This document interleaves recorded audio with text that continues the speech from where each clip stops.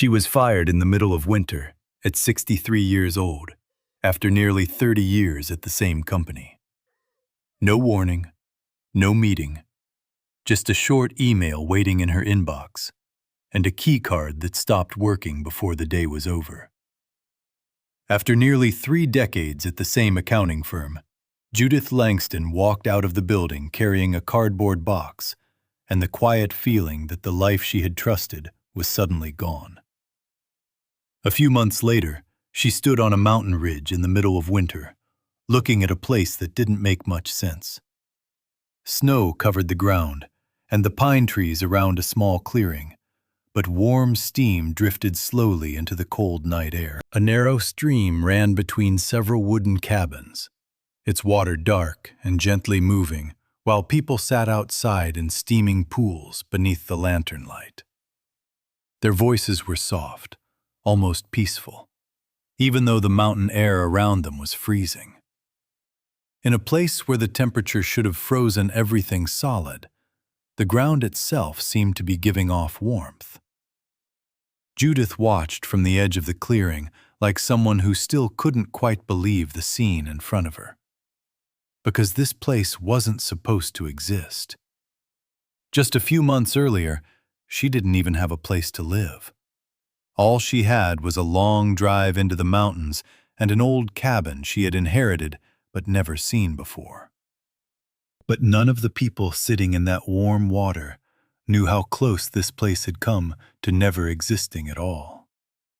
If things had gone just a little differently that winter, this entire place would still be nothing more than an empty patch of frozen ground. And the strange chain of events that led her here began on a gray January morning with that single email she never expected. For most of her adult life, Judith Langston believed she understood how a life was supposed to work. You chose a steady job, showed up every day, did the work that needed to be done, and eventually the years added up to something stable. It wasn't glamorous, but it was reliable. And reliability, she had always believed, was enough. She had spent nearly 3 decades working for the same financial firm in Minneapolis. The building itself wasn't remarkable. Glass windows, beige carpets, the low hum of printers and fluorescent lights. But it had become the rhythm of her days. Judith arrived early most mornings, usually before the younger employees filled the cubicles. She liked the quiet before the office woke up. It gave her time to settle into the numbers, the spreadsheets, the small details most people rushed past. There was a comfort in repetition, the steady pace of tax seasons, the careful review of ledgers, the familiar faces in the break room pouring their first coffee of the day. Over the years, co-workers came and went, managers changed, software systems were updated. But Judith stayed. She wasn't loud or ambitious in the way some people were. She didn't fight for promotions or chase recognition. What she did was simpler than that. She stayed dependable. When new hires arrived, usually younger graduates still learning the basics, Judith often ended up helping them understand the systems. She explained things patiently, walking them through problems step by step. Some of those new hires eventually moved ahead of her, climbing the ladder she had never tried to climb herself. Judith didn't resent it. She assumed the system had room for everyone, and for a long time, it seemed like it did. Her life outside the office was modest but steady.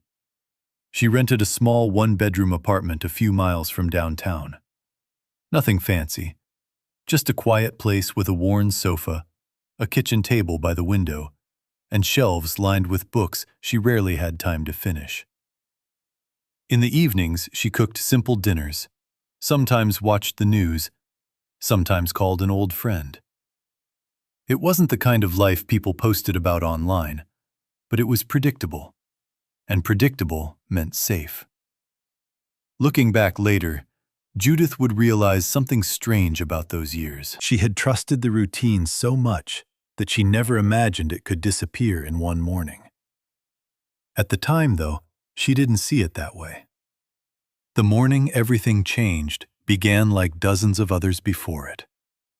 A gray January sky hung low over the city, and the cold had that heavy stillness that settles in when winter has been around too long. Judith arrived at the office early, brushing snow from her coat before sitting down at her desk. She powered on her computer, set her bag under the chair, and took the first sip of coffee she had brought from home. Her inbox filled slowly, the way it always did. Client questions, internal updates, calendar reminders. And then there was one email she didn't recognize. The subject line was short and formal. Something about organizational restructuring. The kind of language that usually meant changes somewhere else in the company. Something that would affect another department or another team. Judith opened it without thinking much about it. A few minutes later, she was staring at the screen, rereading the same paragraph again and again, as if the words might rearrange themselves into something else. They didn't. The message was polite, carefully written, and completely final. The company was shifting direction. Certain roles were being eliminated. Her position was among them. What made the moment strange wasn't noise or drama. There was no confrontation, no raised voices, no dramatic scene. The office around her continued moving as it always had. Phones rang. Someone laughed down the hallway. A printer started up somewhere nearby. Life in the building continued exactly as before. Only Judith's place in it had quietly disappeared. Later that morning, she was called into a meeting room with two people from management. They spoke kindly. They thanked her for her years of service. They explained that the decision wasn't personal. The company was moving in a new direction. You hear phrases like that often enough in corporate environments that they start to sound almost harmless. But sitting across the table that morning, Judith understood something different hiding inside those words. The company had changed. And somewhere along the way, it had decided she no longer fit into the future it was building. By noon, the transition was already underway. A small box was placed on the desk so she could pack her belongings. A few framed photos, a couple of notebooks, the mug she had used almost every day for years. The items looked strangely small once they were removed from the space they had quietly occupied for so long. Before leaving, she walked through the office one last time. Not dramatically, just slowly. Some coworkers avoided eye contact. Others gave polite smiles that carried a hint of discomfort. A few people stopped to say they were sorry to see her go. The words were genuine, but they didn't change the outcome. When Judith reached the lobby, she paused near the glass doors that opened to the street. Snow had begun falling again, soft flakes drifting down between the buildings. For the first time that day, a quiet thought slipped into her mind. What happens now? It wasn't panic. Not yet. It was something quieter than that. The feeling of standing at the edge of a path that had suddenly ended. Over the next several weeks, Judith did what most people in her position would do. She updated her resume. She searched job listings. She sent out applications and waited for responses. Some companies replied with polite rejections. Many didn't respond at all. The savings she had built over the years were modest. Enough to buy time, but not enough to stretch indefinitely. Meanwhile, winter deepened outside the city, pressing cold against the windows of her apartment each night. Then, while sorting through paperwork one afternoon, Judith came across something she had almost forgotten about. A letter from a lawyer regarding a distant relative who had passed away months earlier. At the time, it hadn't seemed important. The inheritance was small, just a piece of property far from the city, a cabin somewhere in the mountains. Judith had never seen it. She didn't know much about the land, except that the structure existed and that no one else was using it. At first, the idea of going there felt impractical, almost absurd. She had spent her entire adult life in cities. The thought of living in a remote place surrounded by forests and snow felt like stepping into someone else's story. But the more she looked at her situation, the more that quiet option began to shift. No rent, no crowded streets, just a roof and time to think. One evening she folded the letter and placed it on the kitchen table. Outside the window, the city lights glowed faintly through falling snow. For a long moment she sat there, listening to the hum of traffic far below. Somewhere far beyond the city, under a frozen stretch of mountain land she had never seen, warm water had been rising quietly for years.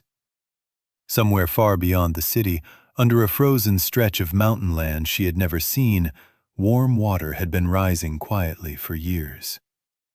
Then she reached for her keys. She had no idea that this quiet decision would lead her to a place almost no one would have believed existed. A few days later, Judith Langston packed her belongings into the back of her car and began the long drive west, toward a mountain she had never visited and a cabin she had never seen. Not realizing that somewhere on that quiet stretch of land waited something hidden beneath the frozen ground, something warm enough to steam in the cold air, and powerful enough to change the direction of her life entirely. The road into the mountains narrowed long before Judith realized how far she had already driven from the life she knew. At first, the highway had felt familiar. Gas stations, exit signs, the steady rhythm of passing trucks. But hour by hour, the traffic thinned, the towns grew smaller, and eventually the road turned into a long ribbon cutting through dark forest and rising ground. Snow had started falling again by the time the last stretch of pavement gave way to a narrow dirt road.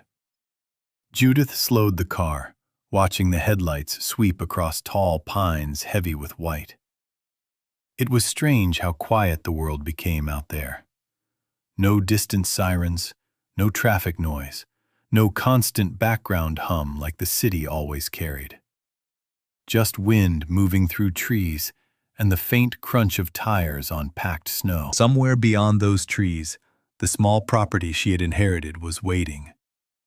She had only seen it once on a faded document, a simple outline of land with a tiny square labeled cabin. Temporary, she reminded herself. The word had been repeating in her mind since she left Minneapolis. This was just a place to stay while she figured things out. A pause, not a new life. A few months, maybe less. Just long enough to breathe. But the deeper she drove into the mountains, the harder it became to imagine how anything here could feel temporary. By the time Judith reached the final turn, dusk had begun settling into the forest. The dirt road climbed gently before leveling out on a small ridge. Her headlights swept across the clearing and finally landed on the structure itself. The cabin was smaller than she expected. A squat wooden building tucked between tall trees, its roof sloping under the weight of snow. The porch leaned slightly to one side, and the windows looked dark against the gray sky. For a moment, Judith simply sat in the car with the engine running, staring at it. It wasn't much, but it was hers. She stepped out into the cold and immediately felt the sharp mountain air fill her lungs. It was colder than the city, the kind of cold that bit through layers of clothing and made every breath visible. Snow crunched beneath her boots as she walked slowly toward the porch. The place didn't look abandoned exactly. It looked used. Not recently, perhaps, but not forgotten either. A small stack of firewood leaned against the wall, though the edges had weathered with time. The front door showed marks where it had been opened many times before. Judith unlocked the door and pushed it inward. The hinges creaked softly, echoing through the quiet interior. Inside, the cabin smelled faintly of wood smoke and cold air. A stone fireplace stood against one wall, its chimney disappearing into the ceiling. A simple table sat near a window, looking out toward the forest. There were 2 chairs, a narrow hallway, and what appeared to be a small sleeping room in the back. It was rough around the edges, but it was sturdy. Judith set her bag down and walked slowly through the space, taking in the details. Someone had patched small cracks in the walls at some point. The floorboards were worn smooth by years of footsteps. Nothing about the place suggested luxury, but there was a quiet practicality to it. For the first time since leaving the city, she felt something close to relief. Maybe she could stay here for a while. That evening, she lit a fire in the fireplace, using the wood stacked outside. The flames flickered slowly at first, before catching and filling the cabin with warmth. Judith sat in one of the chairs, hands wrapped around a metal mug of coffee she had heated on the small stove. Outside, the forest faded into darkness. She told herself again that this place was only temporary, a few months at most, long enough to figure out what came next. But something about the stillness of the mountains made time feel different. There were no meetings to rush to, no schedules demanding attention. The night settled in quietly, and for the first time in weeks, Judith felt her thoughts slow down. The next morning, she stepped outside early, wanting to see the property in daylight. The clearing stretched farther than she expected. The cabin sat near the center of the land, with forest rising around it on 3 sides and the ridge dropping gently toward a cluster of rocks behind the building. Snow covered everything, smoothing the ground into a blank white landscape. As Judith walked around the cabin, something caught her eye. Footprints. They were faint, partly filled by drifting snow, but they were clearly not hers. The prints led from the edge of the clearing toward the back of the cabin and disappeared near the side wall. Judith stopped walking. For a moment, she wondered if they were old tracks left by someone months ago. But the edges looked too clean, too defined. Someone had been here recently. A quiet tension crept into the morning air. She circled slowly toward the back of the cabin, following the trail. Near the rear door, she noticed something else, an old metal bucket beside the wall, partially filled with chopped wood that hadn't been there the night before. Judith's heart beat a little faster. Temporary places were supposed to be empty. She stood there, listening. The forest was silent except for wind brushing through branches. For several seconds, nothing moved. Then a faint sound came from inside the cabin. Not loud, just the creak of a floorboard shifting under weight. Judith turned slowly toward the door. The handle moved. The door opened just enough for a figure to step out. The man who emerged looked to be in his 70s, tall but slightly stooped, with gray hair and a weathered coat that had clearly seen many winters. He stopped when he saw Judith standing there, as surprised as she was. For a long moment, neither of them spoke. The situation was strange enough that Judith wasn't even sure what to say first.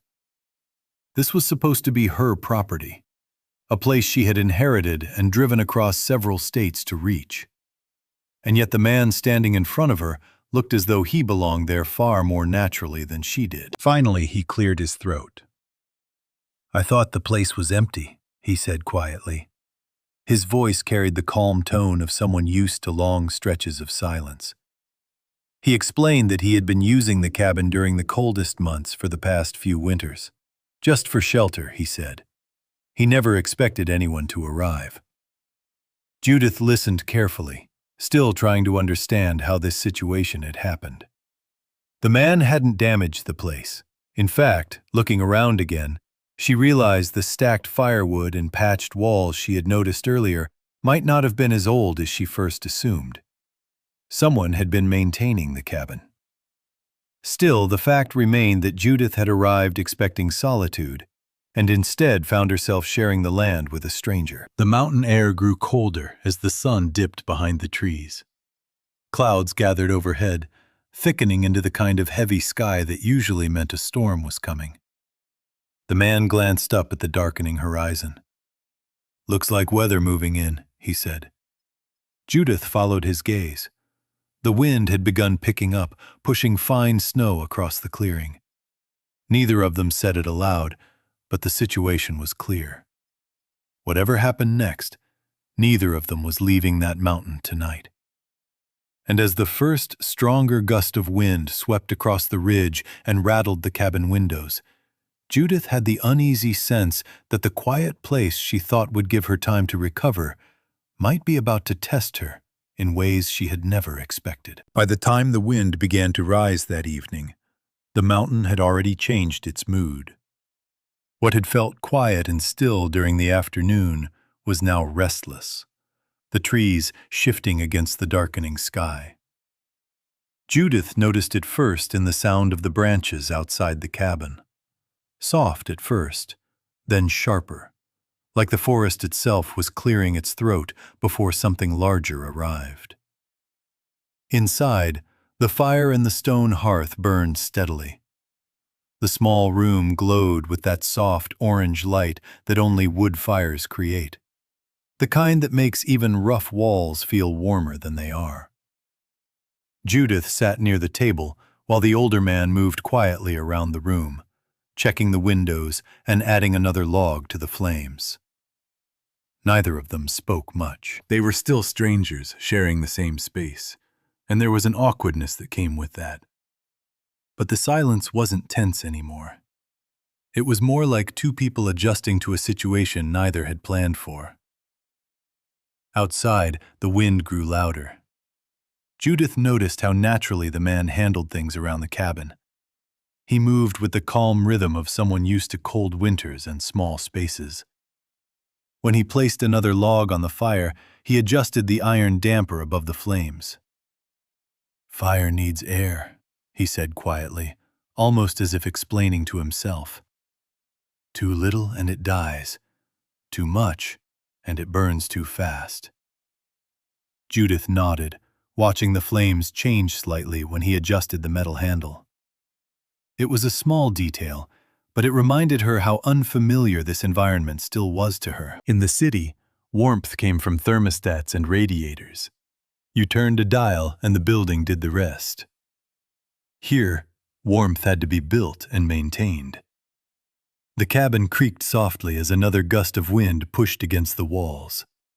Snow brushed against the windows with a dry, whispering sound. Judith wrapped her hands around the warm mug he had handed her earlier. The heat seeped slowly into her fingers, easing the stiffness that the mountain cold had already started settling into her joints. For a while they spoke in fragments. He told her he had worked construction years ago, before injuries made it harder to keep steady jobs. Judith told him about the office she had left behind, though she didn't go into much detail. The story felt too recent, too close. What mattered now was the storm outside. The wind rose another notch, strong enough to make the cabin walls groan slightly. Judith glanced toward the windows. Snow was blowing sideways now, thick enough that the trees beyond the clearing were barely visible. "This happen often?" she asked. The man shrugged slightly. "Up here? Winter likes to remind you where you are." He didn't sound worried exactly, but he did stand up and check the latch on the back door again. Another gust rattled the roof. Then came the first sharp sound. It wasn't loud enough to panic immediately, just a quick crack somewhere above them. Judith looked up automatically, her eyes scanning the ceiling beams. "Probably snow shifting," the man said, though his voice had grown more attentive. They listened for a moment. For a few seconds, nothing happened. Then the second sound came, louder this time. A splintering noise followed by a dull thud somewhere toward the back of the cabin. Both of them stood at the same time. "That didn't sound like snow," Judith said quietly. The man grabbed a lantern from the table and moved down the narrow hallway. Judith followed, though she wasn't entirely sure why. Perhaps because standing still in the living room felt worse than moving toward the problem. When they reached the rear room, the cold air hit them immediately. A section of the ceiling had collapsed near the corner where the roof sloped downward.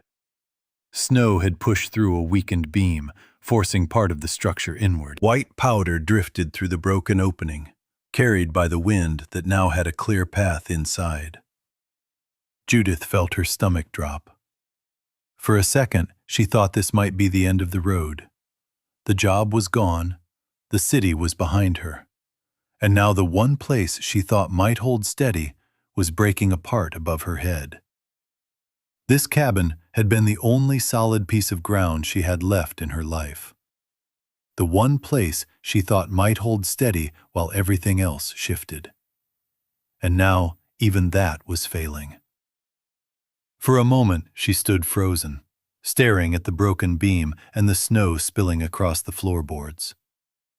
The storm outside howled louder through the gap, filling the room with cold air. The man was already studying the damage. "We can brace it," he said after a moment, "but we have to do it now, before the weight gets worse." Judith blinked. The words felt distant at first, like they were being spoken through the wind rather than directly to her. He turned toward her, holding the lantern higher. "You strong enough to hold a ladder?" The question surprised her. It wasn't asked with doubt or pity, just a simple assumption that she might help. Judith nodded. "Yes." Within minutes, they were moving quickly through the cabin, gathering what tools and wood pieces they could find. The ladder leaned against the damaged beam, while the man climbed carefully upward, testing each step. Judith planted her boots firmly on the floor and held the ladder steady as he worked. Snow continued drifting down from the opening above. It melted slowly on her coat before soaking into the fabric. Her arms trembled slightly from the effort of keeping the ladder balanced against the uneven boards. The wind slammed against the outer walls again, rattling the broken section of roof. "Still holding?" he called down. "Yes," Judith answered, though her shoulders were already burning. He wedged a heavy support beam beneath the cracked section of wood, hammering it carefully into place. Each strike echoed through the small room. Time felt strange in that moment. The storm outside blurred into one long rush of sound, while the two of them focused on a single fragile structure above their heads. At one point, the ladder shifted slightly when another gust hit the cabin. Judith lost her footing for a second. The man caught the beam before it slipped further. "You okay?" he asked. Judith steadied herself and tightened her grip. "I will be." The words surprised her as soon as she said them, not because they were brave, but because they were true. An hour later, the beam held. They secured a heavy tarp across the opening to keep the worst of the snow out. It wasn't a permanent fix, just something strong enough to survive the night. When they finally returned to the main room, the fire had burned low but was still alive. Judith sank down near the hearth, her hands shaking slightly from cold and exhaustion. The man added more logs to the fire, and the flames slowly rebuilt themselves. For several minutes, neither of them spoke. Outside, the storm continued raging across the ridge. Inside, the cabin felt fragile but standing. Judith stared at the firelight reflecting off the stone wall. Something inside her shifted. She had lost her job. She had driven across states without knowing what waited for her. She had arrived at a cabin already occupied by a stranger, and now the roof had nearly collapsed in the middle of a blizzard. And yet she was still here. A quiet laugh escaped her before she could stop it. The man looked over at her with mild confusion. Judith shook her head slightly, still catching her breath. "I think this might be the strangest week of my life," she said. He smiled faintly. "Mountains do that." They sat there listening to the wind for a while longer. Eventually, the storm began to lose some of its strength. Not much, but enough that the sharpest gusts faded into a steadier rhythm. The fire crackled gently. Judith leaned back against the chair and closed her eyes for a moment. For the first time since that email had arrived weeks ago, she didn't feel like something fragile about to break. She felt tired, cold, uncertain, but not useless. Outside, somewhere beyond the trees, the storm continued pushing snow across the mountainside. And when morning finally arrived, that storm would leave behind more than just a damaged roof and a long list of repairs. It would leave behind something else on that quiet piece of land, something neither Judith nor the man had noticed before. Something warm, moving quietly beneath the frozen ground. Morning arrived slowly after the storm, the kind of quiet morning that only follows a long night of wind and snow. The forest looked completely different from the evening before. Everything was buried beneath a fresh layer of white, the trees standing still and heavy as if the mountain itself had decided to rest. Inside the cabin, the air felt warmer than Judith expected. The fire from the night before had settled into glowing embers, and faint sunlight pushed through the frosted window beside the table. For a few seconds, she lay still on the narrow couch, listening. No wind, no cracking wood, just silence. The storm had passed. She pulled on her coat and stepped outside, the door creaking softly behind her. The cold morning air rushed against her face, sharp but clean. Snow covered the clearing completely, smoothing the ground so evenly that it almost erased the chaos from the night before. Judith took a few steps across the yard and looked up at the roof. The temporary repair still held. The tarp stretched tight over the damaged section, dusted with fresh snow, but unmoved. It wasn't perfect, but it had done its job. Behind her, the cabin door opened again. The older man stepped out, squinting slightly at the brightness of the snow. "Well," he said quietly, scanning the sky. "Looks like we made it through." Judith nodded, though her mind was already moving ahead to the repairs the cabin would eventually need. The storm had left its mark, and there was no pretending otherwise. But there was also something different about the air that morning. It felt lighter. The two of them spent the early hours clearing snow from the porch and around the cabin walls. The work was slow but steady, the kind that warmed the body even in cold air. Judith found herself adjusting to the rhythm more easily than she expected. Shovel, lift, push, repeat. After a while, she wandered toward the back of the property, curious to see how the storm had shaped the land behind the cabin. The snow there was deeper, piled unevenly where the wind had pushed it into drifts. That was when she heard it. At first, it was faint enough that she thought it might be imagination. Just a soft sound beneath the quiet of the woods. Something like a trickle, which didn't make much sense in the middle of a mountain winter. Judith stopped walking. The sound came again. Water. That didn't make sense. Most of the mountain was still locked in winter. Streams higher up would be frozen solid this time of year, buried beneath snow and ice. Yet somewhere nearby, water was clearly moving. She followed the sound slowly, stepping over fallen branches and patches of uneven ground hidden beneath the snow. The farther she walked, the clearer it became. Water was flowing somewhere ahead. Another few steps brought her to a shallow dip in the land, where a cluster of rocks rose from the ground. Snow had melted slightly around them, leaving a narrow patch of exposed earth. Judith knelt down. A thin stream of water slipped between the stones, winding quietly through the small opening before disappearing beneath the snow again. The strange thing was that the snow around the rocks had already started to melt. What stopped her wasn't the water itself. It was the steam. Faint at first, almost invisible in the morning air, but definitely there. A thin curl rising from the surface of the stream where the water met the cold. Judith hesitated for a second. Then she reached down carefully and dipped her fingers into the flow.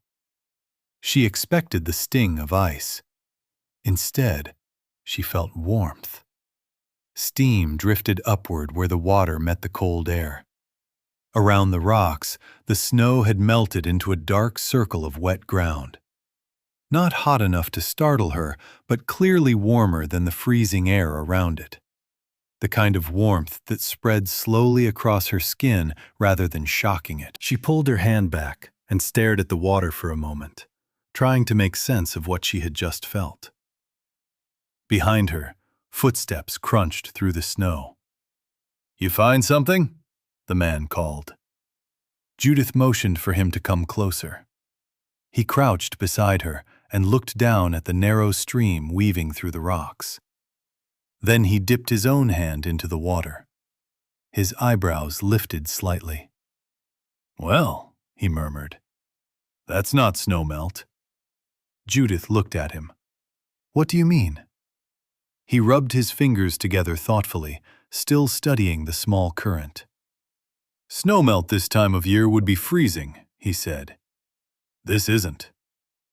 They both watched the water for a moment. The stream wasn't large, just a steady ribbon slipping through the rocks and vanishing beneath the snow further down the slope. But the steam rising from it told a different story. Something underground was heating that water. The water felt the same every morning, even when the air froze overnight. Judith stood slowly and looked around the clearing behind the cabin. The land dipped slightly in several places, creating shallow channels where water could move unseen beneath the snow. "Have you noticed this before?" she asked. The man shook his head. "Storm might have shifted something, opened a path." He stepped along the edge of the rocks and followed the thin flow where it curved into the trees. In some places, the snow above the stream had melted into small, dark patches, revealing damp soil beneath. Judith walked beside him, noticing how the warmth seemed to follow the path of the water. Not strong enough to melt everything, but enough to soften the edges of the snow. They followed the stream for several yards before it disappeared again beneath a thicker layer of snow further down the hill. Judith crouched beside it once more. She dipped her hand into the water again, this time letting it rest there longer. The warmth stayed consistent. It wasn't fading as the water moved. The man watched quietly. "Could be a spring," he said. Judith turned toward him. "A spring?" "Maybe," he replied. "Warm water pushing up from underground." The words lingered in the cold air between them. Judith had heard of places like that before, though only in passing. Remote locations where underground heat warmed the water long before it reached the surface. But those places always sounded distant, rare, the sort of natural curiosity people traveled across states to see. Standing in the snow behind a small mountain cabin, the idea felt almost unreal. Still, the warmth in the water was impossible to ignore. Judith stood again and looked across the clearing toward the cabin. The place had already surprised her once by surviving the storm. Now it seemed to be offering something else entirely, something hidden beneath the surface. For the next hour they studied the area carefully, tracing the path of the stream as best they could. The warmth continued along the flow, sometimes disappearing under deeper snow before emerging again in another narrow channel. Even after the coldest nights, the water felt the same every morning. And that was when Judith realized this might not just be a stream. It wasn't just a small puddle. It was a steady source. By midday, the sun had climbed higher, lighting the clearing with a pale winter brightness. Judith stood beside the rocks again, watching the faint steam drift upward from the moving water. The man leaned on the shovel they had brought along earlier. You thinking what I'm thinking? He asked. Judith hesitated. I'm not sure yet, she admitted. But something inside her had already begun to shift. The cabin she had inherited was meant to be temporary, a place to stay while she figured out what came next. Yet here, beneath the frozen ground, was a quiet stream of warm water rising into the cold air. Steady, persistent, and completely unexpected. Judith watched the thin ribbon of steam curl upward into the winter sky. And for the first time since arriving on that mountain, she began to wonder whether the land itself might be holding possibilities neither of them fully understood yet. For several days after discovering the warm stream behind the cabin, Judith didn't speak much about it. Not because she wasn't thinking about it, quite the opposite. The quiet flow of that water had lodged itself somewhere in the back of her mind, returning again and again whenever she stepped outside or heard the faint trickle beneath the snow. The mountain had already surprised her once by surviving the storm. Now it seemed to be offering something more, though she wasn't entirely sure what. At first, the discovery felt almost accidental, like something interesting you notice during a walk but don't yet understand. The stream wasn't dramatic. It didn't roar through the forest or pour from a rocky cliff. It simply moved steadily through the stones, warm enough that thin threads of steam lifted into the cold morning air. But the consistency of that warmth was what stayed with her. Each morning, Judith returned to the same spot behind the cabin and placed her hand into the water. The temperature barely changed from day to day. Even as the air froze around it and snow piled along the banks, the stream continued flowing as if winter had little influence over it. Still warm? The man would ask whenever he passed by. Judith would nod. Still warm. That simple fact slowly changed the way she looked at the land. At first, the cabin had been nothing more than shelter, a place to stay while she figured out what came next. But the land surrounding it was beginning to reveal something else, something stable beneath the uncertainty that had followed her from the city. One afternoon, the man returned from a trip into the nearest town carrying a few supplies in the back of his truck. As they unloaded bags of nails and lumber onto the porch, Judith mentioned the stream again. "Do people build around something like that?" she asked. He leaned against the railing for a moment, considering the question. "Depends what it is," he said. "If it's really coming from underground, that's not just water." Judith looked toward the trees where the stream ran quietly out of sight. "Then what is it?" He shrugged slightly. "Opportunity, maybe." The word stayed with her long after the conversation ended. At that moment, Judith didn't yet realize how large that opportunity might become. For weeks, Judith had been thinking only about what she had lost. Her job, her routine, the sense that her future had been planned in neat and predictable lines. But the warm stream running through the property didn't care about any of that. It had likely been there long before the cabin was built and would probably remain long after both of them were gone.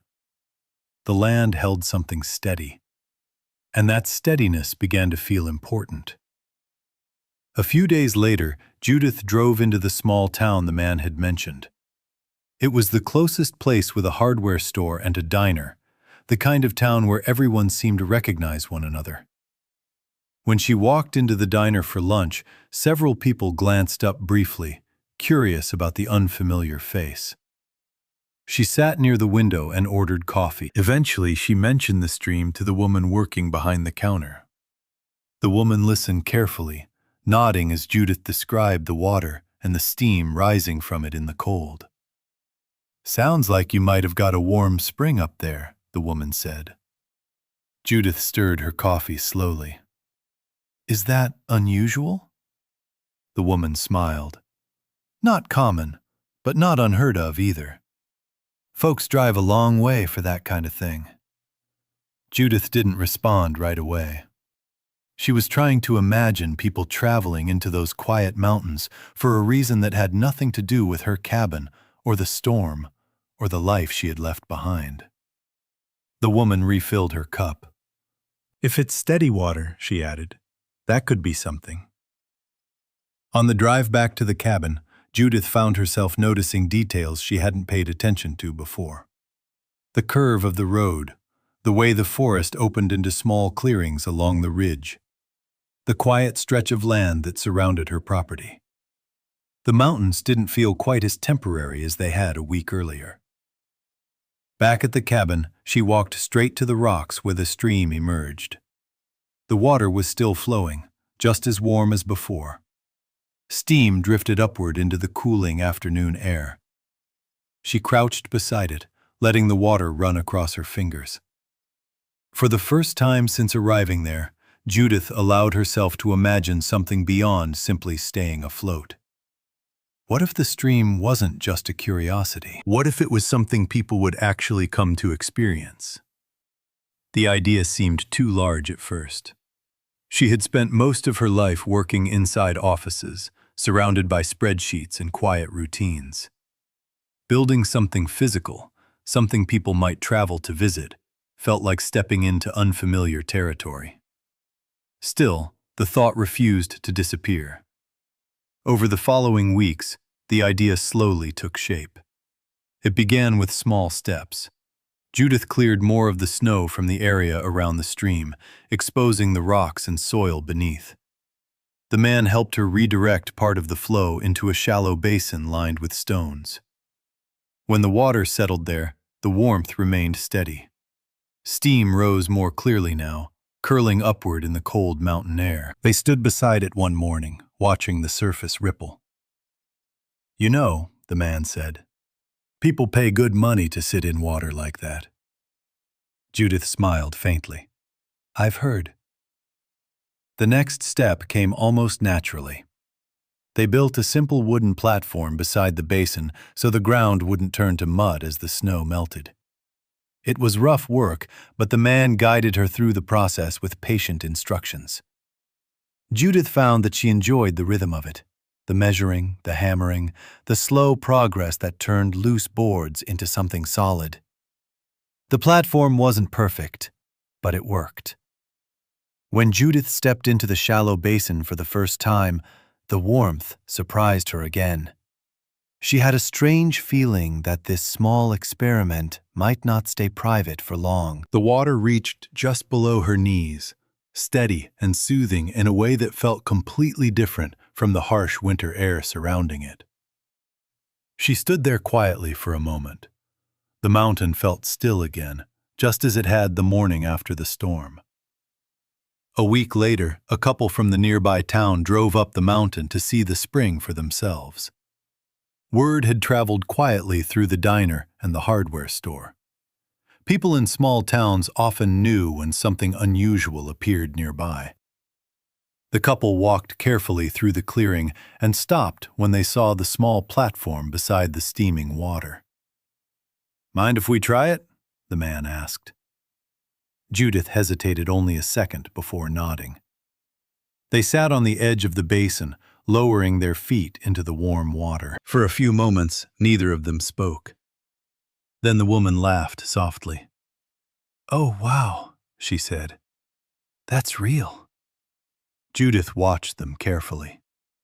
The reaction wasn't exaggerated or dramatic. It was something simpler than that. A quiet moment of surprise at finding warmth in a place where winter seemed to rule everything.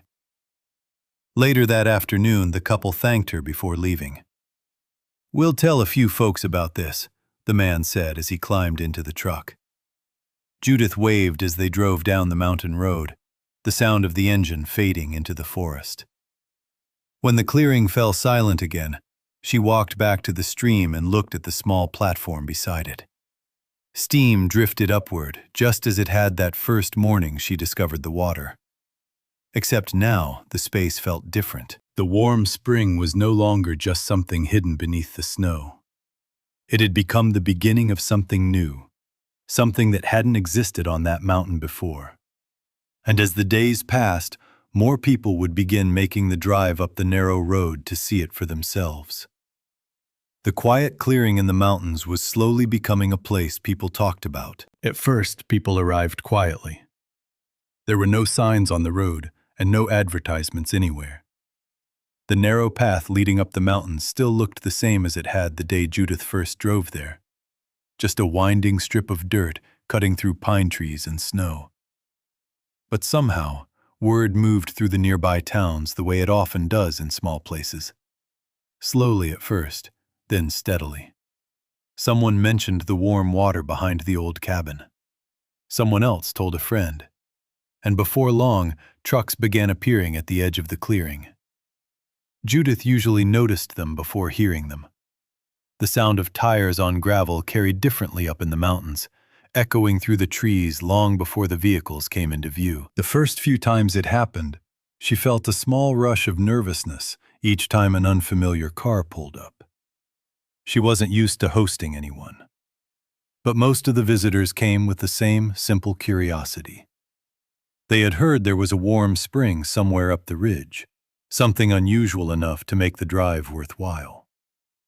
When they stepped out of their trucks and followed the short path behind the cabin, their reactions were almost always the same. Surprise first, then quiet. The spring itself had not changed much since Judith and the older man built the wooden platform beside it. The water still slipped through the rocks in a steady ribbon, pooling into the small basin they had shaped along the natural flow. Steam lifted gently into the cold air, especially in the early mornings, when frost covered the surrounding ground. There were larger springs in other places, springs built into elaborate resorts with tiled pools and polished walkways. But this one felt different. It felt hidden. Visitors usually stood at the edge for a moment before lowering their hands into the water. The warmth always caught them off guard. It wasn't the sharp heat of something artificial, but a steady, natural warmth that seemed to come from deeper within the earth. "Feels like it's been waiting here forever," one man said quietly after dipping his fingers into the basin. In many ways, it had. Judith watched those first reactions carefully. She had spent most of her life in environments where results were measured in numbers and reports. But here, the response to the spring couldn't be written down so easily. People relaxed. They stayed longer than they planned. Some sat on the wooden platform with their feet in the water, staring out toward the forest as steam drifted upward around them. Others spoke softly with friends or family members who had come along for the drive. The mountain did something subtle to people. It slowed them down. One afternoon, a woman arrived alone in a small blue car. She stepped out carrying a thermos and a thick winter coat, glancing around the clearing with the uncertain look of someone who wasn't entirely sure she belonged there. Judith greeted her near the cabin and showed her the path leading to the spring. The woman walked down slowly and sat at the edge of the basin, lowering her feet into the warm water. For several minutes, she didn't say anything. Then she laughed softly. "I forgot what it feels like to sit still," she said. Judith sat nearby, listening.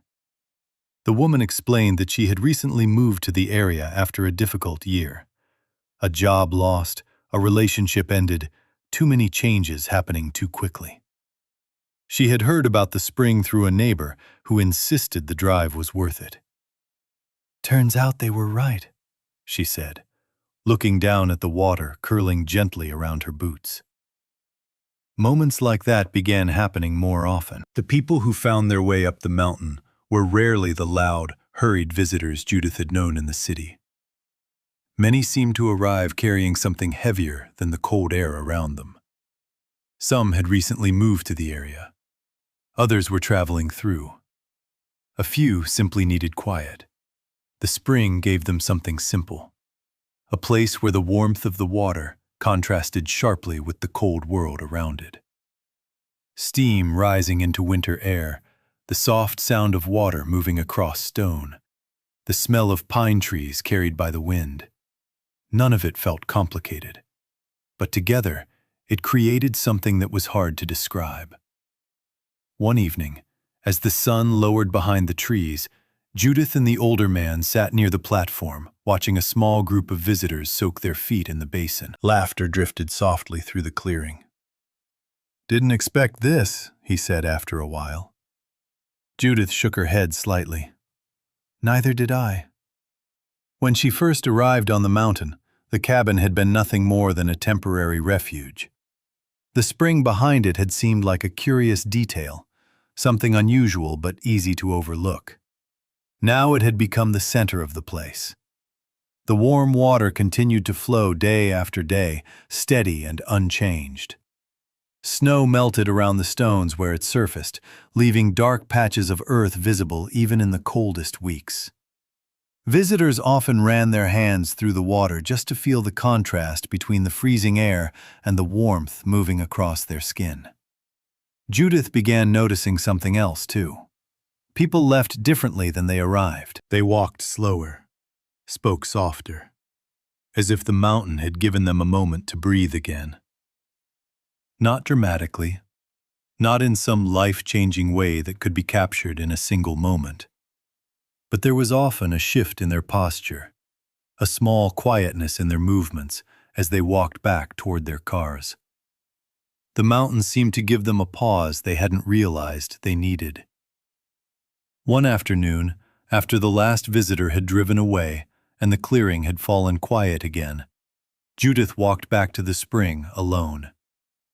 The water flowed steadily through the rocks, just as it had on the morning she first discovered it beneath the snow. Steam curled upward into the cooling air. She knelt beside the basin and dipped her hand into the stream once more, letting the warmth settle into her fingers. Months earlier, she had arrived on that mountain, looking for a place to recover from everything she had lost. Now people were beginning to arrive there for a similar reason, though they might not have realized it yet.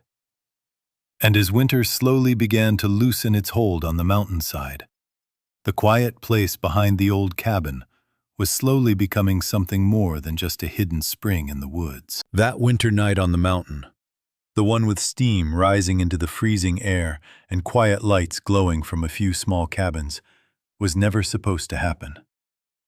The same steam Judith had first noticed curling into the cold sky months earlier. Months earlier, the woman standing there had believed her life was moving in one direction, steady and predictable, until a single email quietly erased the path she had spent decades following. What she found instead wasn't a grand plan or a sudden stroke of luck. It was a small cabin, a difficult storm, and eventually, a narrow stream of warm water pushing up through frozen ground. That warm spring, hidden beneath the mountain long before anyone noticed it, slowly became the center of something unexpected. Not a luxury resort or a polished destination, just a quiet place where people could sit beside steaming water while winter surrounded them, and remember that life doesn't always end when something falls apart. Sometimes it changes direction.